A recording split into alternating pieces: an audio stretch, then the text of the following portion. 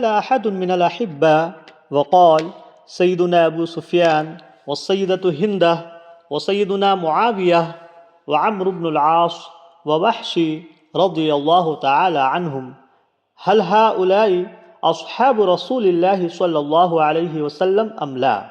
بعض الناس يلعنون عليهم، يعني على هؤلاء الصحابة رضي الله تعالى عنهم، ما الحكم فيهم؟ الجواب بعون الملك الوهاب. أيها الكرام، لا مرية في أن هؤلاء كلهم أصحاب رسول الله صلى الله عليه وسلم رضي الله عنهم ورضوا عنه، وقد وعد الله عز وجل جميع الصحابة رضي الله عنهم بالحسنى.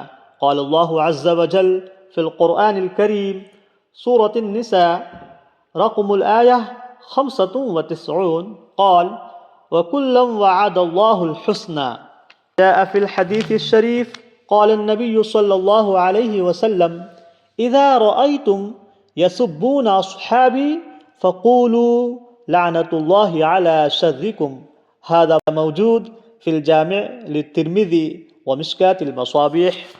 وجاء في حديث آخر قال النبي صلى الله عليه وسلم: إذا ذكر أصحابي فأمسكوا، يعني لا تتحدثوا عنهم بالسوء.